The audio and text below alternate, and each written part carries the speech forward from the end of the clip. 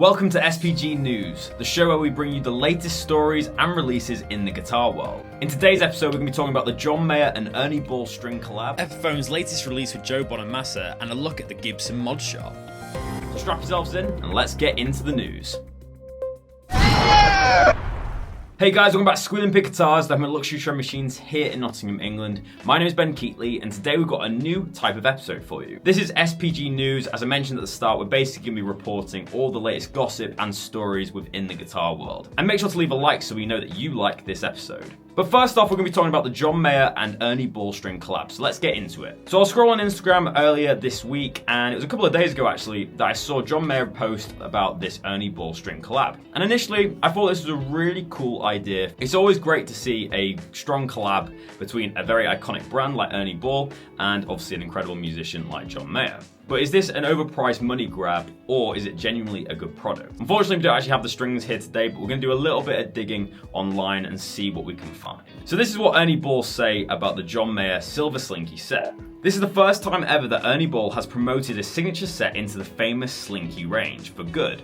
The Ernie Ball Silver Slinky is here to stay. John Mayer was quoted by Music Radar saying that to me is what a guitar is. 90% of the guitar is the string. I play the string, the guitar is underneath that. I'm playing the string. What this set actually is a customized gauge of string that isn't available to the public before this Slinky set. It's meant to be the most ideal and the perfect gauge for a Silver Sky guitar. The Silver Slinky splits the difference between the famous regular Slinky and the Power Slinky. On a journey that started years ago, Ernie Ball needs to produce completely new gauges for this elite player. And the guitar string set is 10.5, 13.5, 17.5, 27W, 37W, and 47W. The Silver Slinky gauge uses custom core wrap ratios and completely new gauges to create a set with a soft feel, supple response, and tone that John Mayer demands, which is obviously fitted to John Mayer's style of playing. And although I think it's really cool that you can now get the exact gauge that John Mayer plays on his PRS Silver Sky, and I really love the kind of marketing behind it, like the tin, and the branding is really awesome, and they're definitely going to sell lots of sets.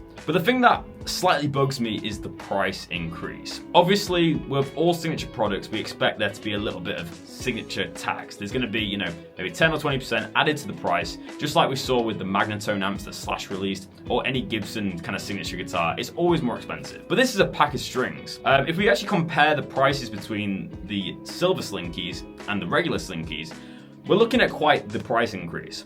So I'm on Strings Direct at the moment, my favorite place to get strings. Not sponsored.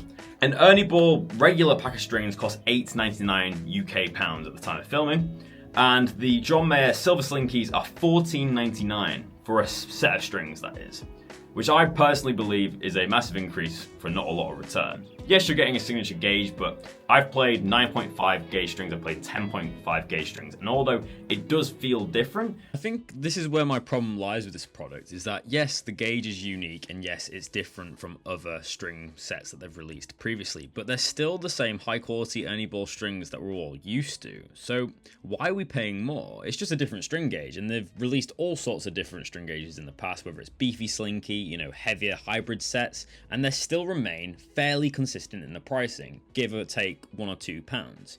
So I do think the drastic increase to £15 is a little bit severe, but then again, it is a cool set, and I do think the John Mayer endorsement is worthwhile. I do like the marketing though. I think it's really cool that you can buy John Mayer's set of strings, but I do think they're overpriced. Especially when you start going into the kind of combo packet, so you can get a set of 3 with a tin, which is obviously a really cool deal, which is for £44, or you can get a pack of 6 for £84.99. And I think that's crazy. Obviously, if you were to buy standard Ernie Ball strings on Amazon, you could easily get a free pack for about 15 quid. Obviously, I don't actually have the strings to hand to play.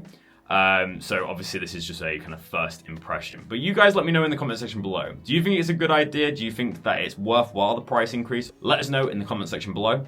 But we all love John Mayer here. I think you might have seen in the previous video that I've actually bought a John Mayer Martin guitar, which I'm going to be doing a demo on soon. So I'm a massive John Mayer fan, but I'm not a massive fan of this release. They do look cool though, I have to say. Maybe I'll pick up a pack and try them out soon. So our next story today is the Joe Bonamassa 1955 Les Paul in rare copper.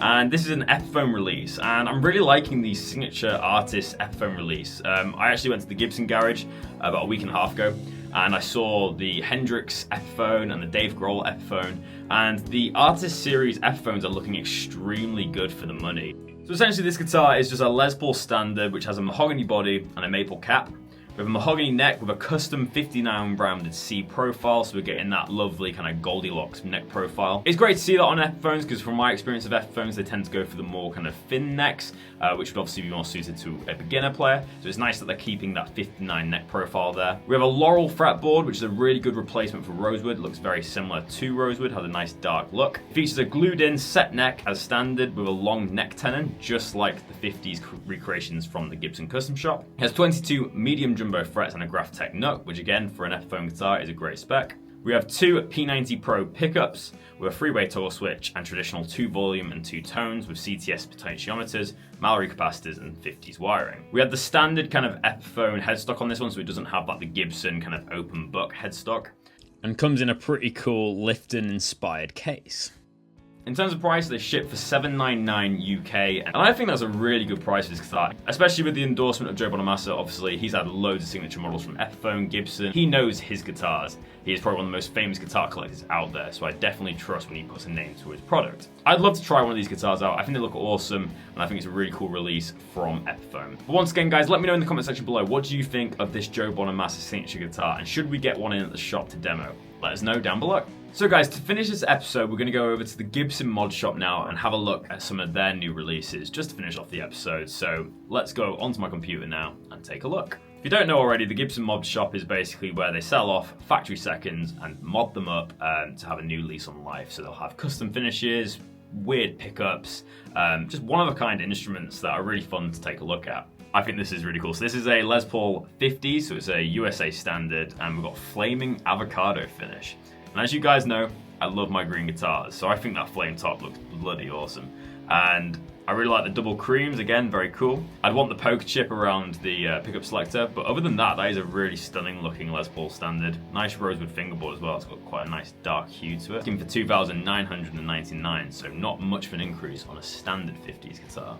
The modifications consist of Mod Shop Collection exclusive custom finish, nickel Grover milk bottle tuners, and we have the 57 classic double classic white pickups. Very cool indeed. I'm a big fan of that guitar. Let's keep looking. Oh, there's another green guitar. I swear I'll pick another one that isn't green after this, but that is so cool. So we've got a satin sour apple finished ES335, again with the double creams. So you could have the set of two of these guitars. This guitar is coming at $3,799. I am pretty sure this is just a USA standard and not a custom shop. This will be a maple construction, maple top, maple sides. You got mahogany neck, rosewood fingerboard. You can tell that they're kind of going for a 64 type look, because you've got this small kind of rectangle inlays. I really like the pickguard on this. It's a 3-ply cream pickguard that you'd get, obviously the shorter guard, and it looks like the finish goes onto the back of the guitar, which is really cool. Oh, that's so cool. Again, we have the 57 classic humbuckers. They must be having a lot of these double white pickups about. Small block inlays, gold top hat knobs, satin metallic dusted headstock face. Oh, I didn't see that before. Let's go back. Let's see if we can find.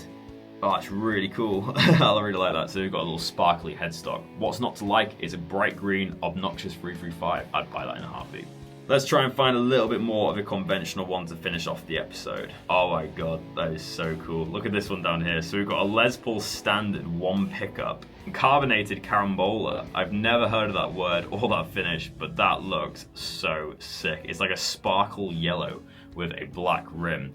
We've got blacked out hardware as well with brass saddles and 1 volume knob. That would look great in Jared James Nichols' collection there. Let's have a look at what the modifications are. So we've got Mod Collection 1958 Les Paul standard rear shoe with the carbonated finish. This is a custom shop guitar, so you have the long neck tenon and the kind of 58 neck profile. The modifications consist of the Mod Collection exclusive custom finish with a hand-painted North Star on the headstock, metallic blue sparkles, and a black perimeter burst over a yellow top with a dark brown translucent back and neck. We then have a single uncovered double black custom bucket Alnico 2 lead pickup with a volume control, Grover tuners, a black chrome ABR1 tunematic bridge, and black stop tailpiece, black dome volume knob. Now this is definitely a very rare looking guitar. So yeah, it's like a yellow finish but with the blue flake over. So it just goes to show how much they're experimenting on these Mod Collection guitars.